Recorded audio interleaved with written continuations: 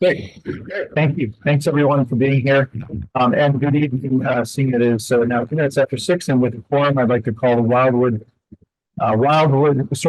Wildwood Early Childhood Center School Building Committee meeting to order on this evening, February 7th, 2024.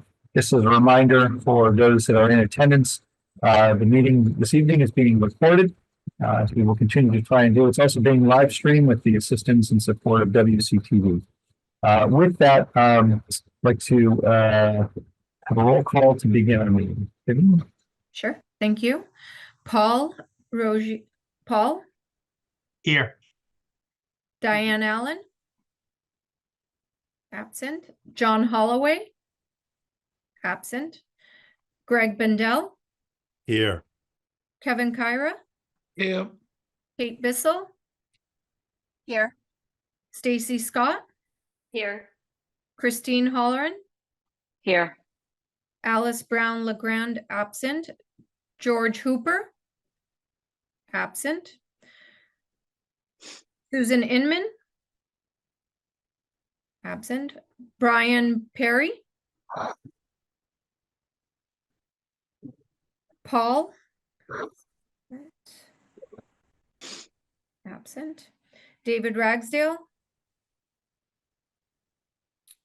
Marianne Galezzo. Here. Michael. Here. Craig. Here. Maggie Lopez. Christine Pendergast. Justin. Here. Dr. Brand. Yep. And myself. Okay. Thank you, everyone. Thank you, everyone. Moving on to our first item of business tonight, item number 3 under the agenda. Item number 2 is the approval of minutes from our last Wildwood School Building Committee meeting of January 5th. Do I have a motion to approve? So moved. Thank you, Mr. Benton. Second? Second. Thank you. We do need a roll call vote for that. Vivian, if you would, please. Thanks.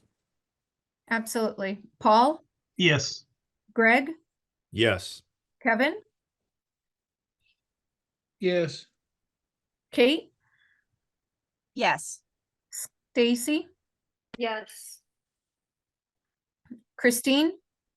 Yes. Marianne. Yes. Michael. Yes. Craig. Yes. Justin. Yes. Dr. Brand. Oh, yes. And myself, yes. Thanks, everyone. The third item of business tonight is the approval of invoices, warrants number 8. Julie? Glenn, can I share my screen? Please? Yes, we can. Should be able to. Yep.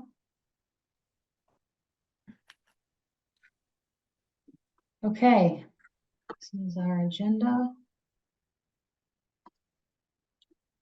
This evening, we are presenting warrant article number 8 for services provided in the month of January.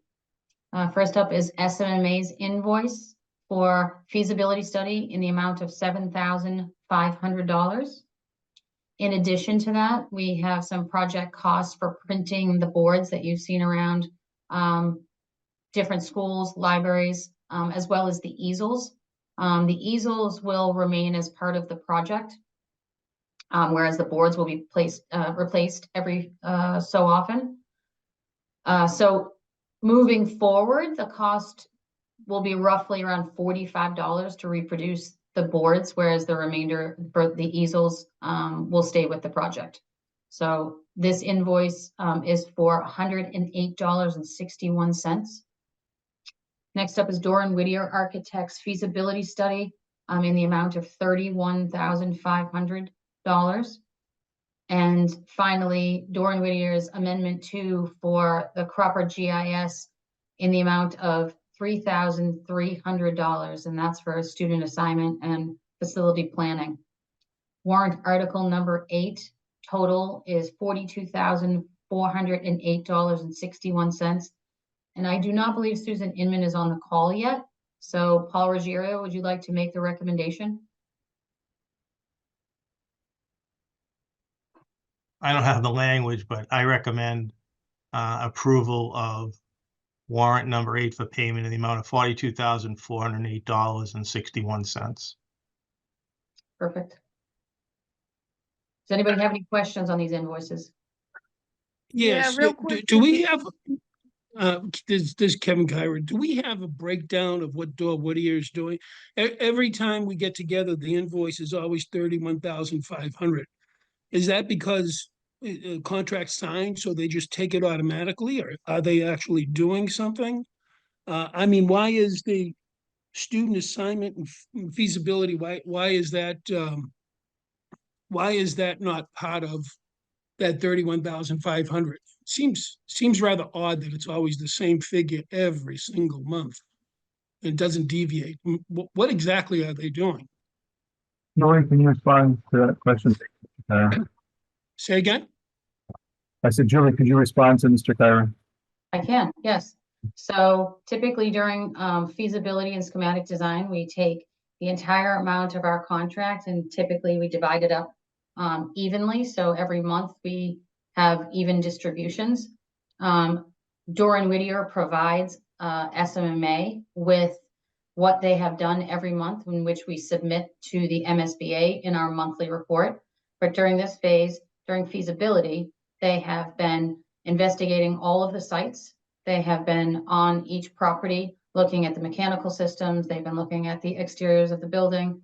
In addition to that, they have been working with the school department and putting together the educational plan.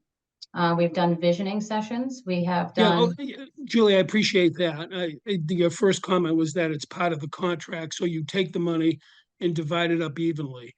And Yeah. now you're explaining what they've been doing since day one. I wonder what they do each month to earn that 31,500. That's okay. Thank you for the explanation. Sure. Was there another question on that though? Was it Ms. I didn't see who that was, but I heard, was there another question? No, Susan's on, so I just wanted to make sure that the subcommittee finance reviewed all the invoices, that's all. But I see Susan's on now, so. Yes, Susan, Paul, and myself met beforehand. Christine Prendergast was unable to attend. However, she did send an email in advance of that meeting, let us know she had no questions. And Susan, Paul, and myself met. Susan, Paul made the recommendation. I think he did you good. So. Would you like me to make that motion? You can make the motion.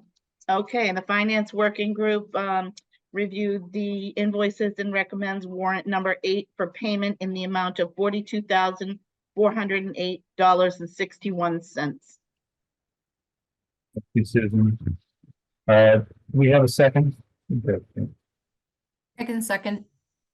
Thank you. Roll call vote for the approval of warrant number 8. Sure. Paul, Yes. Greg, Yes. Kevin, I'll abstain. Kate, Yes. Stacy, Yes. Christine, Yes. Susan, Yes. Marianne, Yes. Michael. Yes. Craig, Yes. Justin, Yes. Glenn, Yes. and myself, yes. Great. Thank you, everybody. Moving on to item number 4 tonight, is a design update by Dor Whittier. Much work has been underway over the last number of weeks since we met. Tonight, we're going to hear some openings from the preliminary forum, public forum number 2 that was held, as well as take time to dive deeper into the evaluation criteria and matrix that soon, as a committee, you'll be asked to exercise and apply to the options as this project moves forward. I'll just start before turning it over. I think, Ronnie, you're going to go. We held the last forum, as I think you know, hopefully you know, via Zoom. I know some of you were in attendance, but not necessarily all. We had a tremendous turnout on Zoom. At the peak of the call was in the high 70s, if I recall correctly, for those that were in attendance. And The meeting went well past 8, and I have to say, because I had the opportunity to see the total viewer count, if you will, that number stayed very strong and in the 70s and didn't really start to dip below the 60s until slightly after the 8 o'clock hour. And it was getting late, so it's understood. But a really strong turnout, which was great to see. We don't know how many people watched the meeting on WCTV via streaming. We don't have access to, or they don't have the ability to track that. So we're not sure about how many viewers there. But undoubtedly, there were more viewers, one has to assume, on that platform. So a lot of good conversation, good information, and tonight we'll hear some of that. So Ronnie, I think you're up. Is that right? Yep. Thank you, Dr. Brand. Just going to share my screen.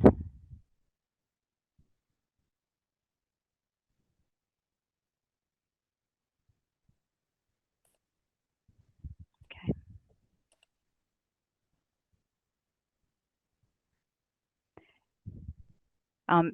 Because I'm presenting, if you do have a question and you raise your hand and I'm not stopping to address that, please, if someone can just speak up, I would appreciate it.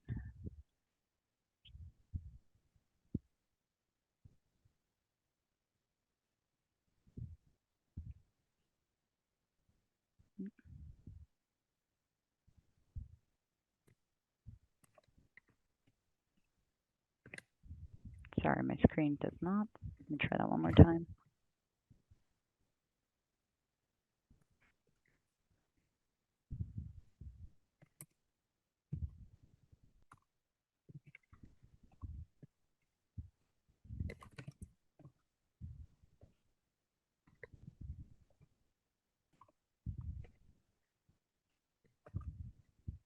Apologies. Just having a hard time.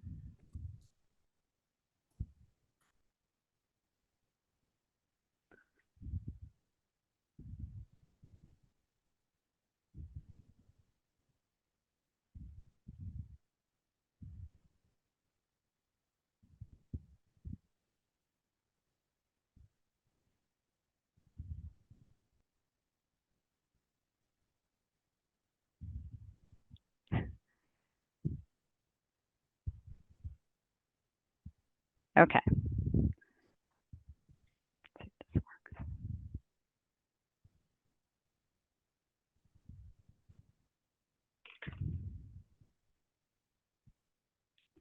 works. Are the slides advancing for you? No. It's the cover page. Okay.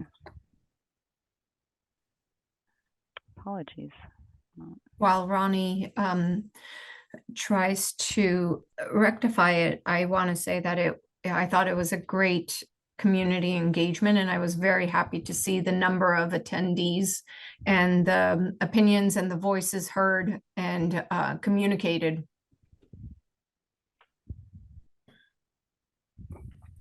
Thanks, Vivian. All right, well, I'll piggyback off that while Ronnie's working on that, just so we can kill a little bit of time here. But yeah, we had 77 was the most amount of people that we had in the community forum. In addition, the 6 of us that were the presenters. So, and I watched that number pretty closely. People had some really great questions that they posed about all of the different sites. The way the forum worked, though, was that they could send in a question, but they couldn't see others' questions. So myself, Dr. Brand, Ronnie, Jason, and Ken, we could see all the questions. We've downloaded them all, and we're going to use those and put those into a frequently asked question tab that we will have on the Wildwood Building Committee website. So. Okay, I think we fixed the problem here. If it locks up again, just let me know. Okay, so as everyone has mentioned so far, on February 1st, we presented 15 options to the community.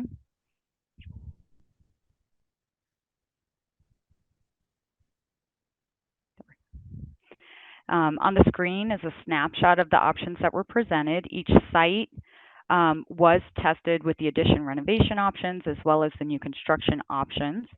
And you can see that the town hall site differs from the other three in that it only had the new construction options for all three grade configurations.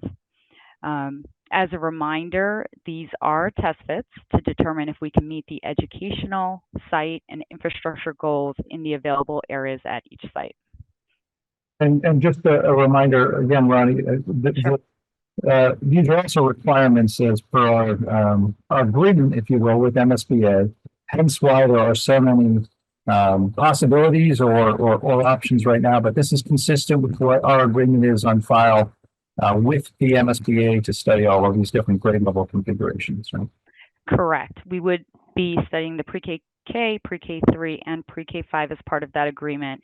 And also part of that agreement is when we look to shortlist the options from the many to the few, we would be required to have an ad reno, a repair only, and a new option that moves forward. That doesn't mean we have to have an ad reno for each grade configuration, but we definitely have to have one moving forward. Same thing with new construction moving forward as well. And the other thing to note is that we don't necessarily have to move all 4 sites forward when we go to shortlist. Yeah, thanks, Ron. So during the community forum, we used Mentimeter to obtain feedback from the different participants that were available. As Dr. Brand mentioned, we had a great turnout with over 70 people. And the platform will continue to stay open, so these results are considered preliminary for now until we close the platform on Friday. But we really wanted to give an opportunity for anyone who was not able to participate live or did not or wanted more time to digest information before they responded to the prompts. So that is available till this Friday, tomorrow. And it was fantastic to see the participation at the meeting that was live. And from here, you could see kind of where the group was represented. I think parents were definitely the highest represented group, but different people fall in different categories, and it's however they've responded. We also had teachers, administrators, community members on attending the meeting and responding as well.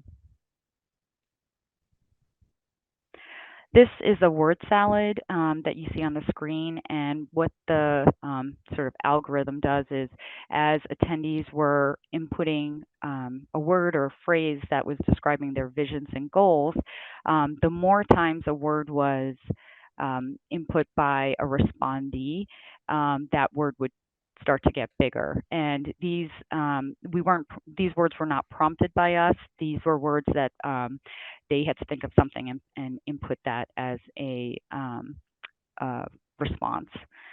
So, for example, consolidation, inclusive, and modern are really the 3 bigger ones. So those were inputted as a response more frequently than some of the other words.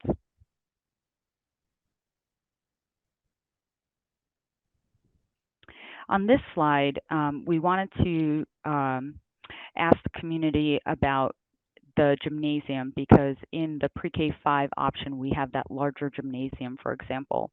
And so we gave them a couple of options here to respond to. And the big takeaway was that the gymnasium size, regardless of what buildings remain with the options that are selected, that there seems to be a strong agreement that a larger gym would be of interest and value for the community. As a reminder, the way to read this graphic is that the circles on each line are the average responses, and the light color behind is the spread of the responses. So the peaks that you see to the right or to the left here indicate that there was stronger agreement amongst the responses received. This next question here was actually asked twice during the presentation, and we asked it once before the options were shared, and then once folks had a visual of what some of these options looked like on the different sites, we decided to ask the question again to see if there was any change in the responses. you know, basically here, what we can see is that the peaks indicated there was more agreement towards a shift away from the pre-KK. In the first one, you see it's 1.3 versus 1 in the second time it was asked. And then there seems to be a greater preference for pre-K 5 after the options were presented, as that's moved slightly to the right. The spread that's behind that pre-K 3 line seems to slightly have thinned out. So there seems to be more agreement amongst the responses received that it's more favored than pre-KK, but still not as favored as the pre-K 5 configuration. When we asked for, other feedback and ideas, we definitely received a lot of feedback. So this is just a snapshot of the responses that were received. And on the left, we tried to summarize all of the feedback that was received. And you'll see that this list really is comprised of a lot of words that we've been discussing at various points throughout the process. And we will continue to keep these in mind as we move into the next phase. And for us more immediately, this very next step, which we're going to discuss tonight, is evaluating the options.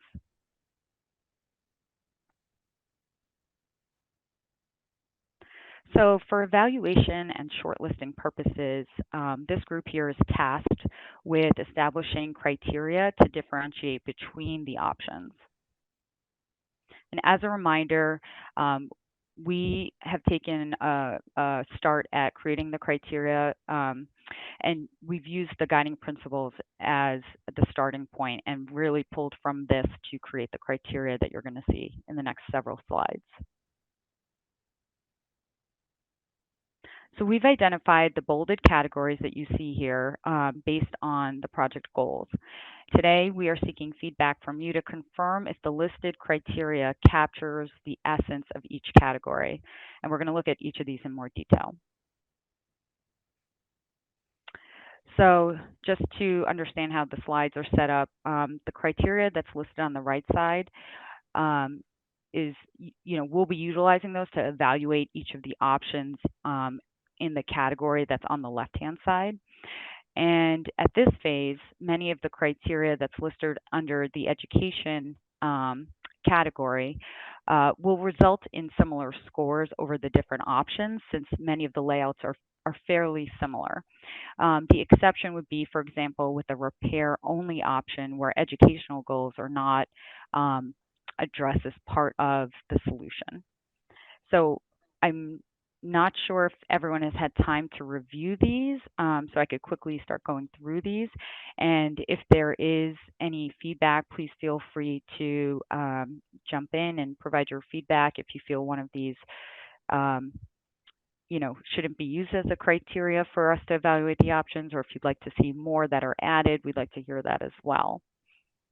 So we're talking about criteria number 1 is whether an option is providing flexibility and if the spaces are adaptable. Number 2 would be addressing the adjacencies of the programs and how they support the educational model. 3 is reducing travel distances. 4 is whether or not the school retains a small school feel by the layout and the groupings. 5 talks about integrating outdoor learning spaces. 6 are the spaces seamlessly integrated with special education and support staff. Number 7 here is about the cafeteria, and we have talked about the sight lines and minimizing the need for adult supervision during lunch periods. 8 is talking about creating a variety of student dining experiences with some smaller zones and quieter spaces. And this one, just to give you an example, I know these are hard to see because a lot of the details haven't been fully developed at this phase of the project. But, like I said, this might be, for example, in the future, we would have a cafeteria that might have a lower ceiling, for example, in one portion for it to feel smaller, like a smaller zone, for example. Number 9 is creating a sense of community with the teachers and students. Number 10 is providing natural daylight and views from all of the spaces.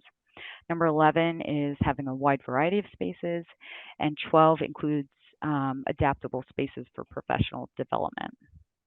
So I'll just pause and see if there's any comments. Okay, I'm going to keep going.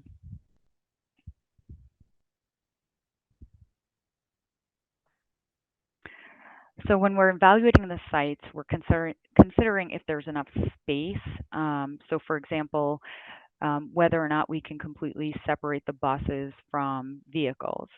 Do they have enough space that we are not crossing the bus lane or parking lanes in order to travel through the site? Do we have to give up field space to provide adequate queuing length on site so vehicles aren't backing up on the main roads? And then, for example, are we using retaining walls to address grade changes throughout the site? So that's what this site criteria is covering, and there's 13 criteria that are listed under site.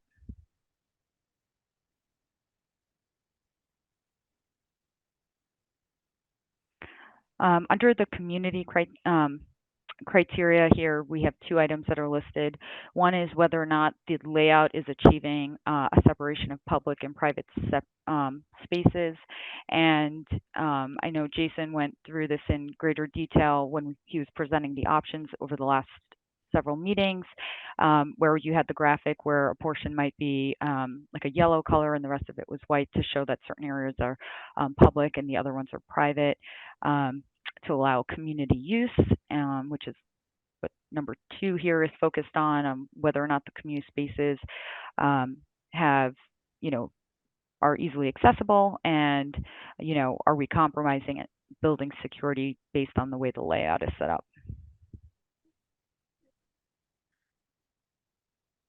For sustainability, criteria number 1 and 3, right now all of our options would be targeting those as part of this process at the phase we're at. For number 2, I think Woburn Street site is the best example for how to differentiate between the solar orientation. I think we talked about this previously, but for example, if you recall the new options on the north end of the Woburn Street site, the way that the building is situated, it allows the classrooms to have the ideal north and south light in each of those spaces, where in the addition and renovation option, the addition runs parallel to the existing building, and then classrooms therefore are actually having east and west light, which is not as ideal. Under construction logistics, some of the options, they require multiple phases to complete the work, while others minimize the impact to an occupied school site, or it's just simple because the site is not occupied by the time construction starts.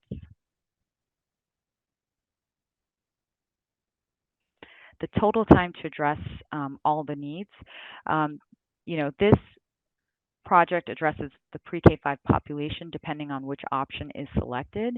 And then this is added because to address, if a pre-K option is selected, for example, it potentially would require 2 additional projects at a later time to address all of the needs for that pre-K-5 population. Whereas if a pre-K-3 is selected, then it might require 1 additional project, and a pre-K-5 project would not require any additional projects to complete serving the needs of the pre-K-5 population. Consolidation, it's resonated in visioning and again in the feedback through Mentimeter at the last community forum. Each option will be scored whether some or all of the grades are consolidated and how well that consolidated grouping fits on the various sites and potentially impacts the neighborhoods.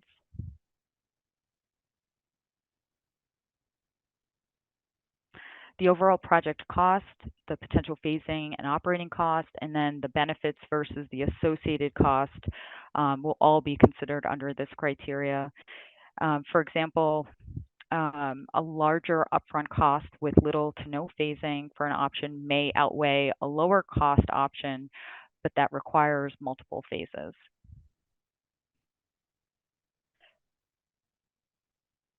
So I'll pause for a minute just to make sure there's no hands raised or questions. Okay, keep going. So this is just a snapshot here of what the overall evaluation matrix will look like, and we'll be working to populate this over the next month while the options are being estimated. And the Doran Whittier team, we will go through each option and we will score it based on each of the criteria that I've just reviewed. And we will bring it back at the next meeting, and we will go through and review that with all of you to confirm whether or not you are in agreement with all of the numbers that we have placed and scored for each category and each option. And so we'll take a preliminary stab at this because it would take several hours of everyone's time. So we'll take a stab at it and then we can all review it together. But the way that you would read this, and I know this is small, but along the top, you have each of the options that are selected, and then along the left-hand side would be the criteria. Ronnie, Kate has a question. Sure. I'm a minute late, but I just wanted to double check. I know during all of the presentations, we've heard and kind of discussed the availability of town utilities at the various sites, and I didn't see that reflected in these criteria. Are we not considering that, or? I think that was within the site. Let me, we could scoot back there real quick. And I could have missed it, but.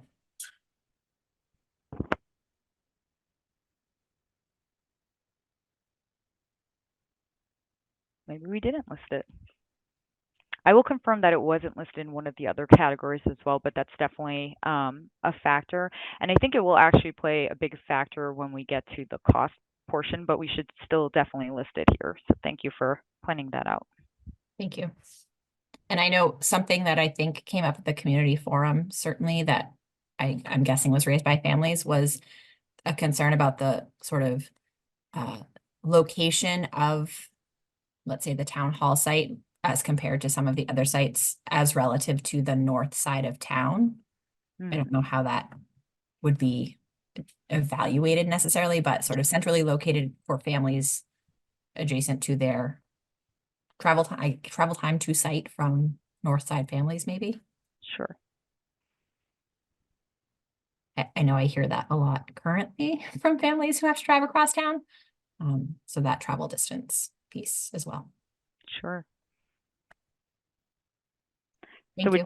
With travel time and then whether or not the site is centrally located on the north side of town. I guess so. Again, it's not really my concern. It's just sort of something that I thought came up a little bit in terms of location. And I know, again, it's something we hear from Sure. families coming across town now. So I don't know how to categorize that or quantify. Maybe I'll just say location of the site and we can score it based on within that north. Within that, yeah. Thank you. Yeah, thank you. Just to go off her comments, if I can. I've heard from others in the community about the town hall site, and I actually see it in some of the comments tonight in your spreadsheet and what was done, that people are not thrilled about town hall. I'm wondering if we can eliminate that now without any more work being done on the site. I just hate to keep that in the mix and we know it's not a viable option at this point. So once we've shared because we were asked to study it and then we've developed the options, we are required by MSBA to submit it because it was part of the process. So we will have it estimated similar to the other options, and then through the criteria we can see where it scores, and then as a committee you can vote to not move it forward. But because because the process has started on it and it's been introduced to the committee, you would have to vote to not move it forward. Right. It's So not this a requirement for the MSBA because there's no school on the site. It was introduced as being another option. So it doesn't have to move forward. So yeah, the committee voted to move it as an option. So why couldn't we just vote it out tonight as an option? Because the MSBA requires that original vote. And once we voted to include it, Doran Whittier started doing work to review those sites. So we need to follow the process through and to the end of this, when Doran Whittier puts together this final matrix. And once we get through that, we are more than welcome to, give them all. And if Ronnie, can you fast forward in this to the green, yellow, and red, just so everyone can see it? This is right about where Ronnie was, but this is what will end up looking like. And for something that says the town hall site, and if it's all ones based on site, traffic, community, logistics, we won't move it forward. But we have to continue this due diligence because we voted it in as a committee to look at it.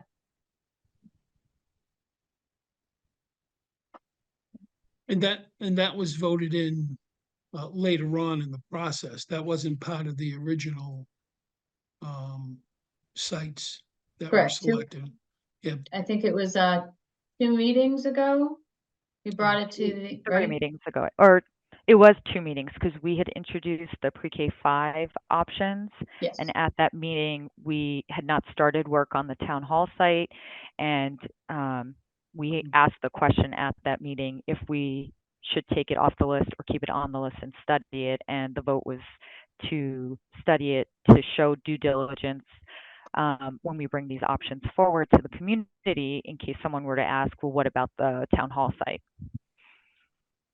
No, I have an email. I'm going to try to find it from Dor Whittier that indicated a while back that the town hall site was not a viable site. So I'm going to look that up and get that to you because you may have already done the work on that site. So I think most of the work that Doran Whittier has done on that site has really just been preliminary. It is just to see if these buildings will fit. They haven't done any, exploration or checked soil, anything of that nature. So we're not too far down the road in terms of investigation on that site. We do hear in the community through this committee and through the community forum, people's concern about that site in terms of where it's located, access to it and all of that. But like we said, we asked the committee and the committee was concerned that if we did not explore that and we go to town vote and people stand up and say, well, why didn't you look at this site? At least we can say we did our due diligence, determined that these buildings could technically fit on that site. However, when we do the matrix, we realize that it's not in the best interest of the town.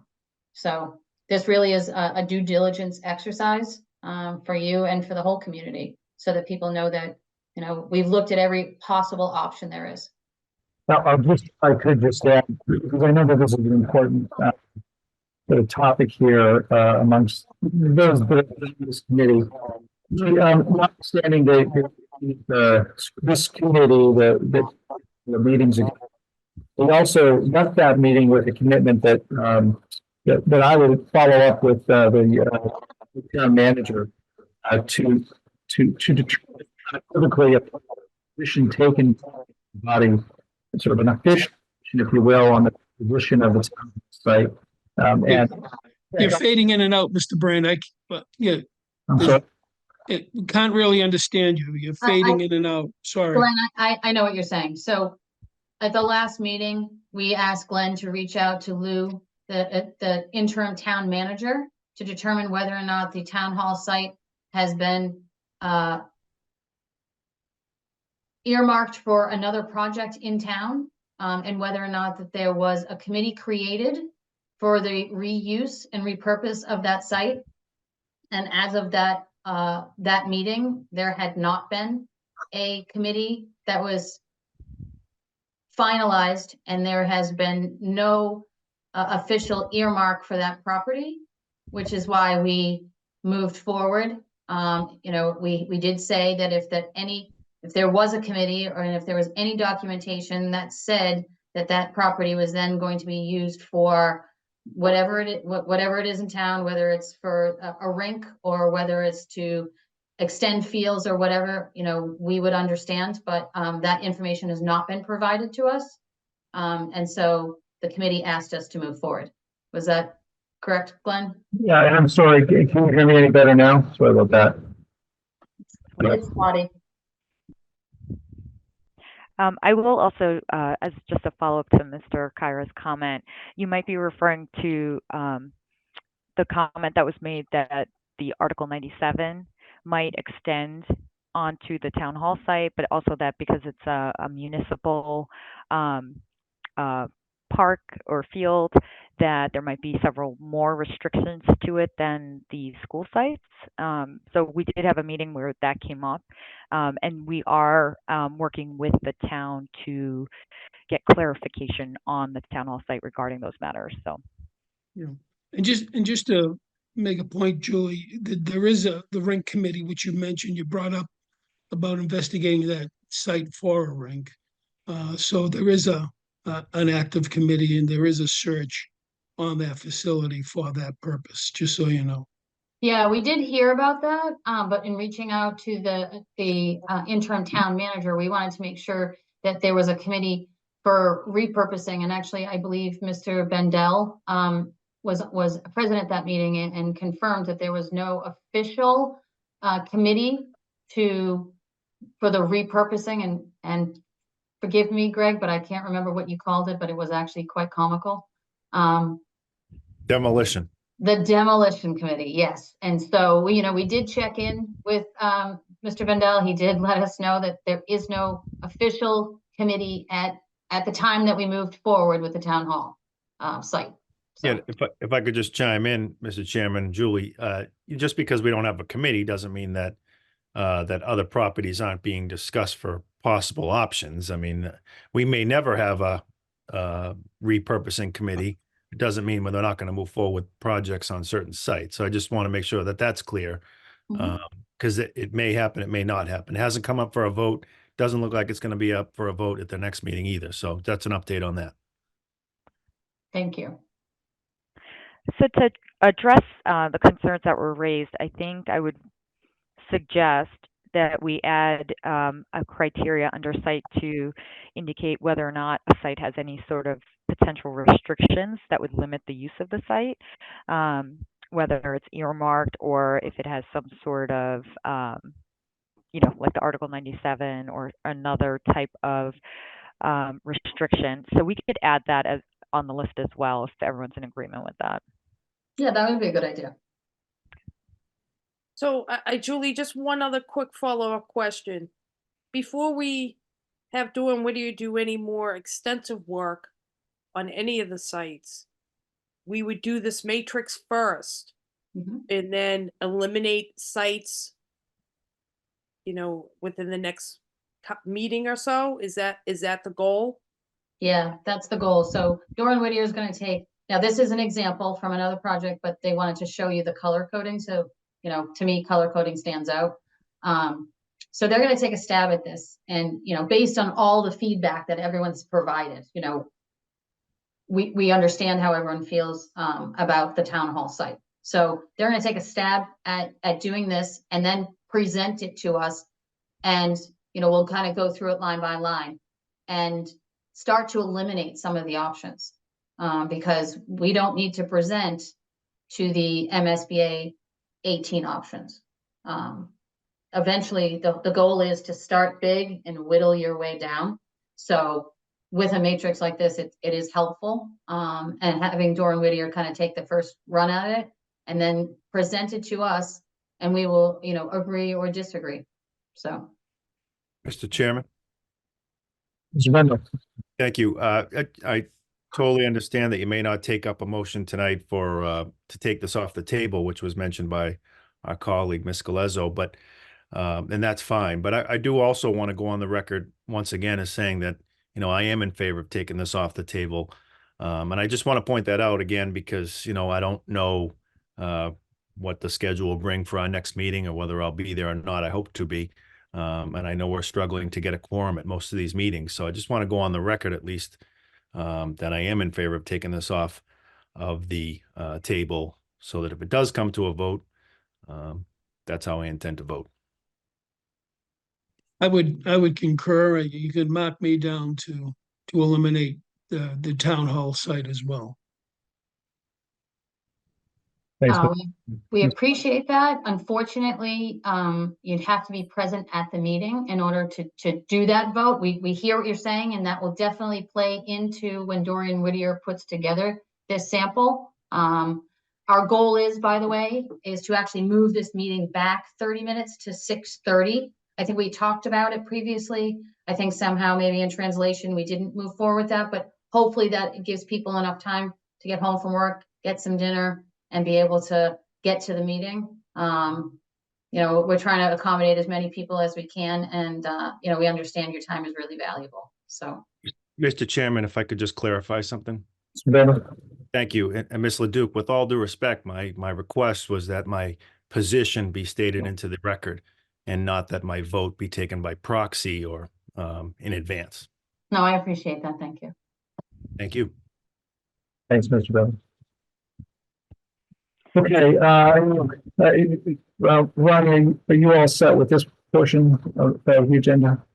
We have a couple more slides. So I could just run through them real quick here.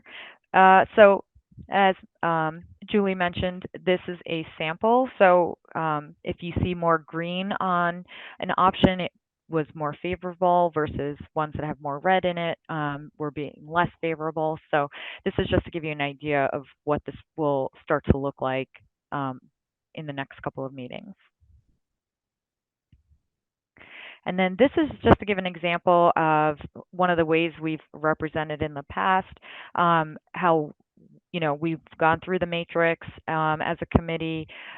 We have the ones that are all in green versus, you know, some that have the red and, you know, some of the mix of colors in between.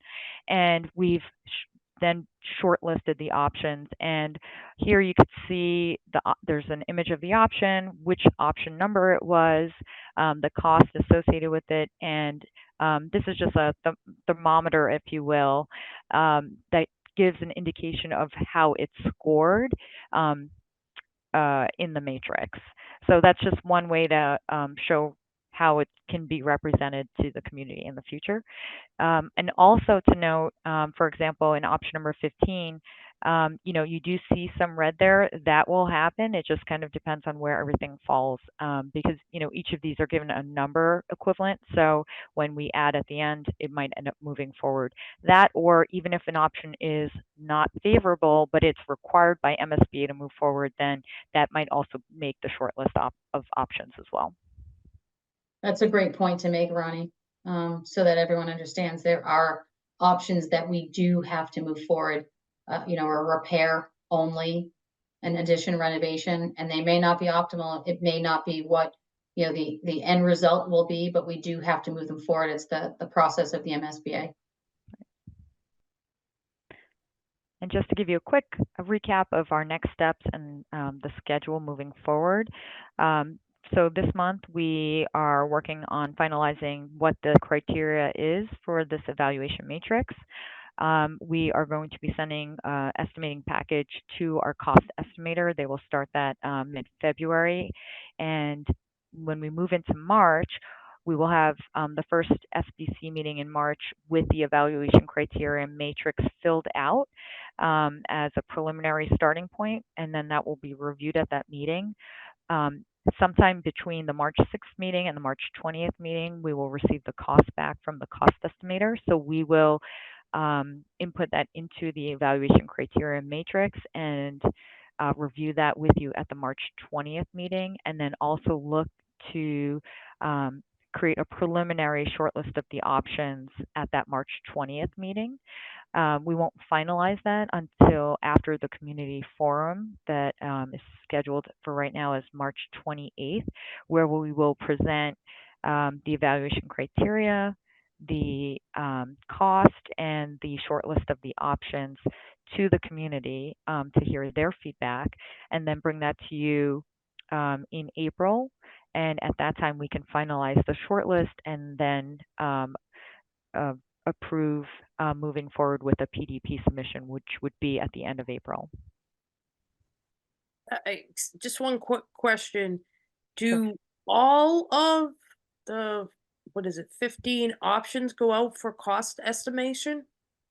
They do. And, you know, I will clarify that at this level, it is a very high level estimate because a lot of the details are not there. But it's for us to be able to gauge the cost against each option because they'll be using the same parameters for each option. So so yes, all of the options will be estimated as part of this phase. Thank you, Ryan. Just a question. Can you remind us as to the timeline for the existing conditions assessment or report? When are you anticipating, just again for a reminder for everyone, existing conditions is the parallel track of work that's been ongoing since the summer. Also required as part of our as part of this project to really thoroughly assess what's necessary to keep, in this case, the 3 schools standing for long-term use. When are you anticipating that information, Ronnie, again? Oh, so I should have mentioned that actually. So when we do the cost estimating, we are also estimating what we call like a capital improvements list. It's the repair only option. So you will have, and those are actually listed on that overall criteria matrix. I know it was hard to read because it was small, but those options are also on there as well. So those will also be priced, and they will be marked up against the criteria that have been reviewed at this meeting. And so we will have the repair only options, the ad reno options, and the new construction options all on one matrix for us to evaluate. So that'll all be part of this next month. Yep. Thanks, Ronnie. Thank you. Any further questions on the schedule for Dorn Whittier? Glenn, can I just jump in real quick before Ronnie switches the slide? Yeah. You know, we do realize that we are asking a lot of this group. You know, there's 24 members, 23 members of this group. And we do realize that, you know, we're asking a lot of you to give up, you know, hours at night to look at these options. You know, we have 2 meetings scheduled for March plus a community forum. You know, we do not anticipate that you need to attend the community forums as a committee because we were already asking you for enough of your time. We do appreciate it. You know, we are grateful if you do come and put your input in.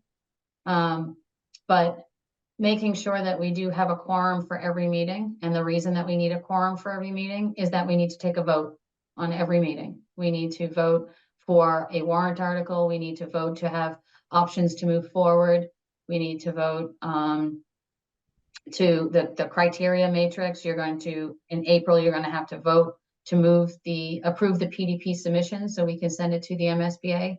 So I just want to make sure that, you know, everyone understands how grateful we are for your time. Behind the scenes, Dorn Whittier and SMMA, you know, are working with the school committee, with the school department, and, you know, trying to get all of our ducks in a row for all of these submissions. So I just want to make sure that everyone knows how grateful we are for the time that you give us. We try and make it as concise as possible, so we don't take up as much of your precious time. So, and I'll echo that, and it is not lost from me. The majority of folks on this call are volunteers and not employees, but we hopefully have a recognition that we are at a pretty critical point in this project. But going forward, and I've had this conversation with Julie as our OPM. You know, in general, what we are looking at, a meeting a month in general. There's obviously a little more intensity right now in the phase of this work that we're in. So I thank you as well, and thank you, Julie, for pointing that out.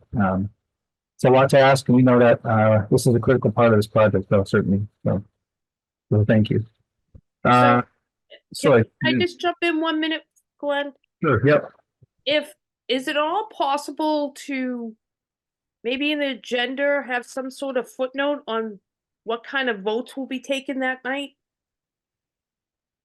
Yeah, we can put on the agenda vote required. Absolutely. I think that would be helpful for all the committee members to know what's going to be voted on that night. Yeah, point. we can do that. Thanks, Marianne. Okay, thank you for that. Ronnie, I think you were going on to another slide. We're moving on in terms of the agenda tracking. We're moving into item number 6, I believe. Yep. Okay. Thank you. I'll actually stop sharing, so. So we have 2 public working groups, one of which is the public relations, and I'm going to have Vivian give a quick update on that. Thank you. As you see, our efforts did come to fruition since we had a nice turnout for the community engagement number 2, and we will continue to do the same for the upcoming community engagement. I do want to thank Jennifer, who is on the call listening in today, Benelli, and her involvement in communicating and the outreach she did for all of the other parent groups to participate as well. I've asked Dr. Brand to reach out to the senior center, and in doing so, he did and copied me on it, where we'll follow up and hopefully do another presentation to the senior center in advance or in conjunction to the community engagement number 3 that is planned. We want to make sure that we have done our adequate outreach to all the groups, and as well as meet them where they are, and we'll continue to do so.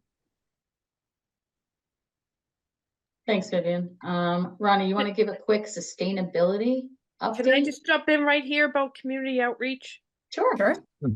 So I think 77 is good to compared, but it just worries me that it's 77 out of 24,000. Yeah.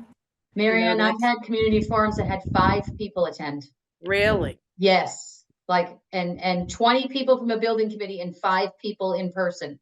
So 77 to me on community forum number 2 was outstanding. Now, So- just a quick question.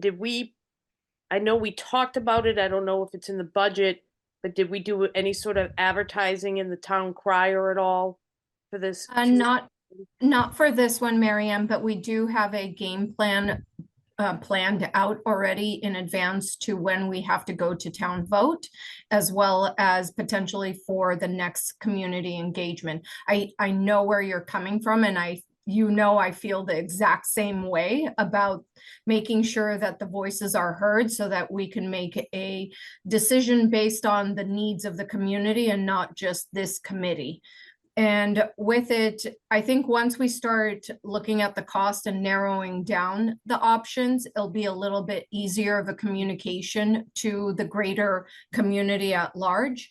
And we just need to kind of muddle through until we get to that point.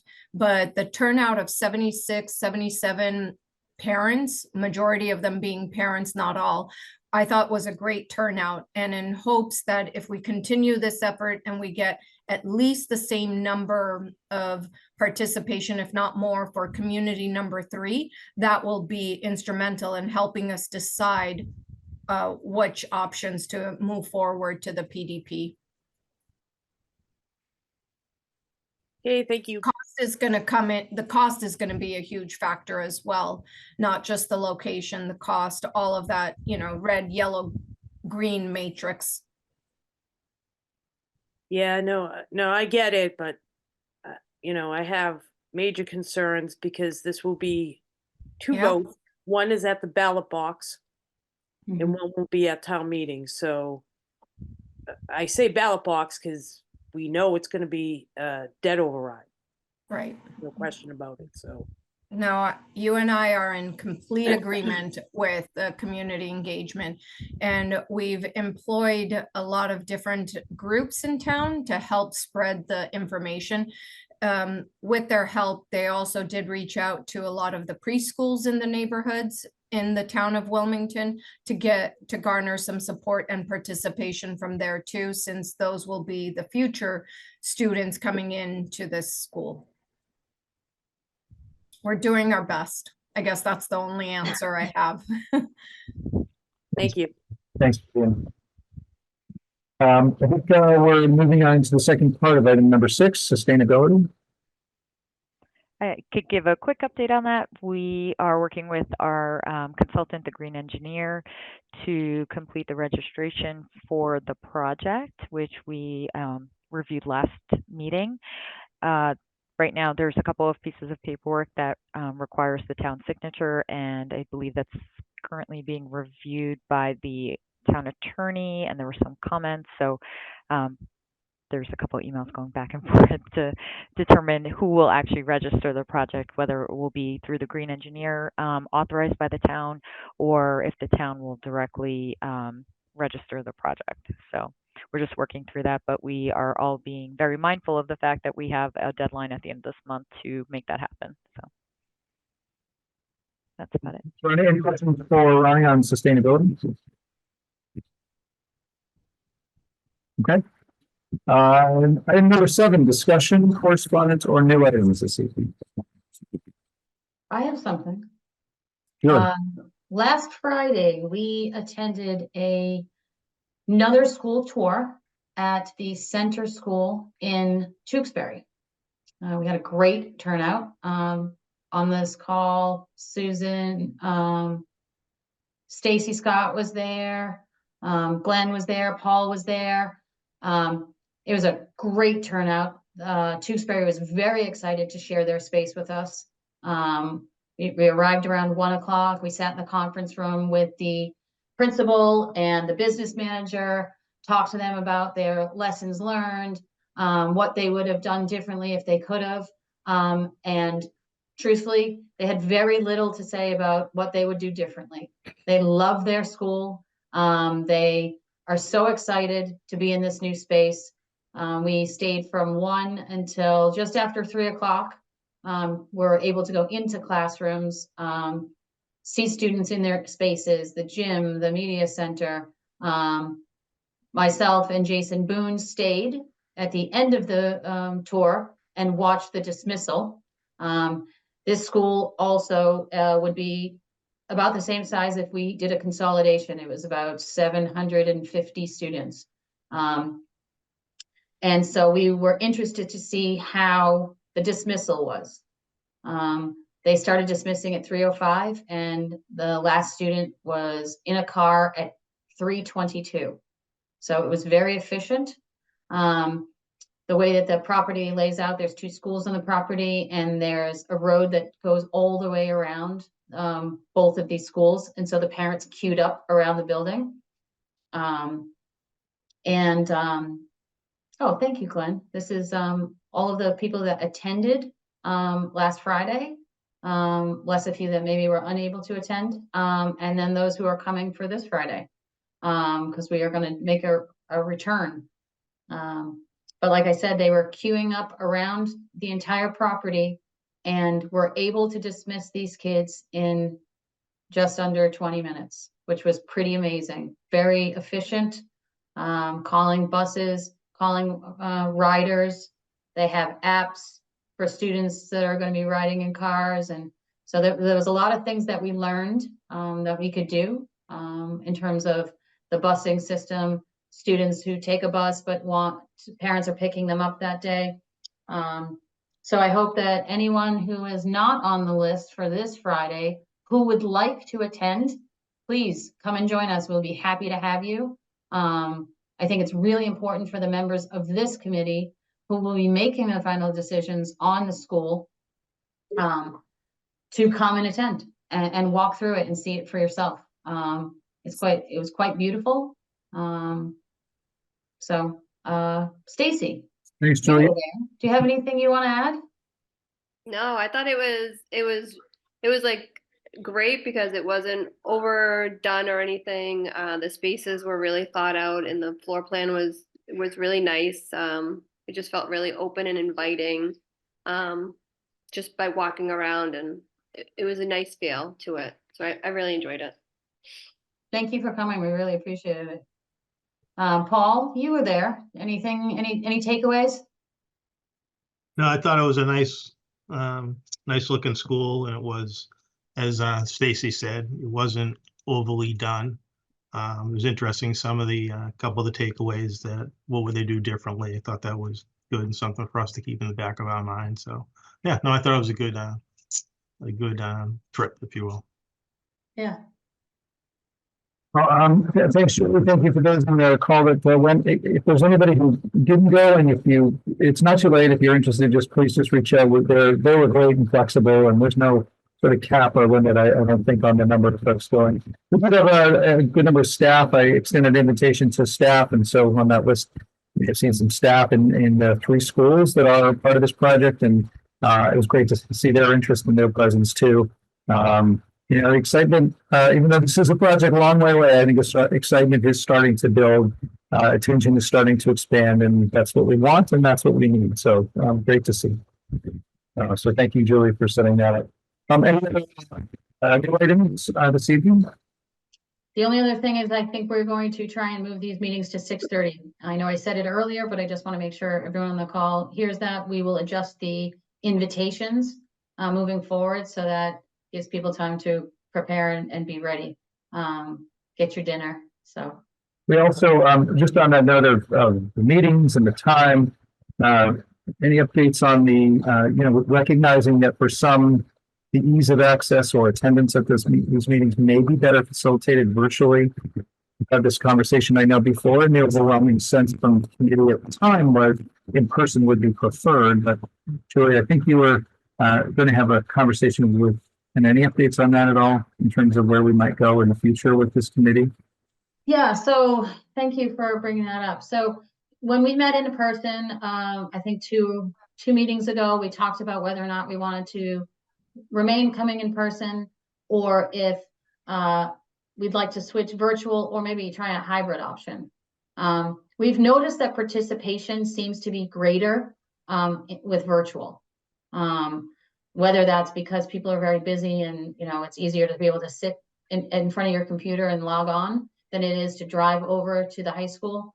So we're trying to explore an option of maybe a hybrid model. It seems that the large instructional space doesn't necessarily facilitate using Zoom and having WCTV record. So our thoughts are actually, myself and Jason, we're talking about the next time we meet in person, or we might actually do it during a leadership, Glenn, is attempt to try this. And have someone sit in, maybe the media center while we have computers in front of us. We were able to do this well during the visioning, where people brought their laptops, iPads, phones, or whatever it is they used, and that was their mode of transmission. So we may explore that as an option, where everyone should bring something with them if they want to be in person, and we only record through Zoom. I was having this conversation with Ken Lord, kind of going back and forth on how we can do that. I would like to throw it out there to this committee right now for anyone to express their interest in whether they prefer in-person, hybrid, or remote, even though we've done it already. Based on everything I just told you, does anyone have a specific preference, or they'd like to kind of start this conversation? Yes, Miss Vivian. I welcome the idea of having it a hybrid, because if it encourages or allows for people to be more in attendance, I'm all for it. But I do also see the importance of, especially certain meetings where we're reviewing a lot of information, and in order to make a decision to move forward to the MSBA, maybe an in-person would be ideal for those instances, so that there's a little bit more of discussion and opportunity for it. I also would like to remind everybody that during this phase of the process where it's the feasibility and schematic, it's the most important, and most of your time and involvement is during this phase of the process. As we move forward, once the project is approved and it moves forward into the design development and the construction, then it could be a little bit more regulated on a month, once a month. But right now, where we're compiling all the information, attendance is key, and participation as well as your voices being heard are instrumental. So if it kind of encourages more attendance as a hybrid, I'd really like to pursue that option. Thanks, Vivian. Kate? I was just kind of piggybacking on what Vivian said. I think right now where we're meeting much more frequently, I know I am in the minority here, but I do not live in town, and it is a little bit more challenging to attend twice monthly meetings in the evenings. I also coach on Wednesday evenings, and so the remote option, I literally left a game at 6 and joined from the car to start, which I can do when it's remote. I can't do that in person, so the flexibility would be really beneficial. Thanks, Kate. Thanks, Kate. Anyone else have an opinion one way or another? Julie, on all the members of this committee, what's it, 30 plus, right? At this point? 23. 23.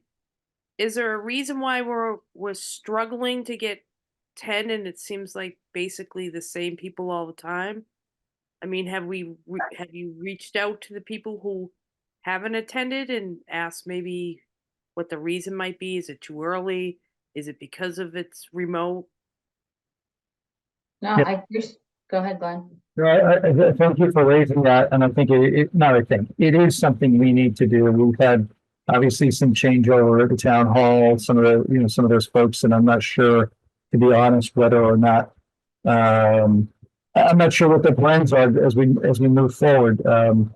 With George's departure and Jeff Hall's, and we still have them on the roster, right, on the membership, and so we do need to reconcile. I think that there's more than that, but I do think we need to just do what you're suggesting and find out, because if we can make adjustments and or find alternatives or alternates rather, then we should certainly. Craig, I see your hand raised. Just wanted to back up what Kate and I think Vivian had said also. Tuesday nights in the winter, I teach a course at BU, so I'm already gone from 6 to 8:30 on one night. So to have a remote option is extremely beneficial, especially with that and kids' activities at night and carting people around. So once the springtime hits, it's a little more flexible for me. And again, I know I'm not alone in this, but I just wanted to back up what had been said already. Thank you. Certainly understood, but thanks for sharing. Any other thoughts on that, or any other discussion items tonight? Okay, seeing none. Item number 8, committee questions.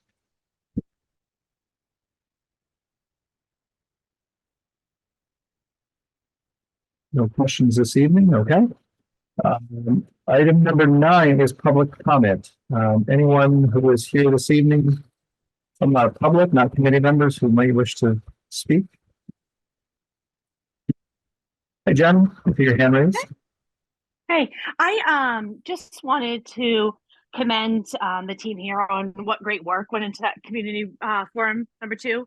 Obviously, myself and some of the people I know have been tracking the project. We think you did a nice job summarizing, the visioning and the tours and the future, what it could be from these meetings. And I also spoke to a lot of parents at the basketball courts this weekend too, who are haven't been as engaged, and they really loved the Mentimeter function. Many were also really appreciative of the fact that you're leaving it open for a week and giving them that opportunity, if they could make that 1 hour and a half to view and still engage with the team. So I just kudos on that. And also, I hope that we can continue with that kind of interactive and ability to reach people even after that hour and a half and get them engaged, to Marianne's point earlier. So. Great feedback. Thank you for sharing that. That's good to know. Any other, Jen, is your hand still raised for a second comment, or are you all set? I think I'm all set. I'll have to figure it out. okay. Very good. Anybody else this evening? Okay, seeing none, our next meeting is scheduled, as you heard earlier, for March the 6th. We will follow up, obviously, with meeting information for that. Thank you, Ronnie, for going through a lot of work in reasonable time. Thank you, everyone, for your attendance, for being here tonight. It is a very, very busy time, and I know that well. Lots of you have other commitments, and so thank you for another evening for that. Unless there's anything further, looking for a motion tonight. I'll make a motion to adjourn. I'll second it. Thank you so much. Roll call. Roll call. Paul, Yes. Greg, Yes. Kevin, Yes. Kate, Yes. Stacy, Yes. Christine, Yes. Susan. She said yes. Okay, thank you. Marianne, Sorry, yes. Marianne, Yes. Michael, Yes. Craig, Yes. Justin, Yes. Glenn, Yes. and myself, yes. Thank you, everyone. Have a wonderful evening. So, good night. David is also a yes. Right. Good night, everyone. Good night. Thank you.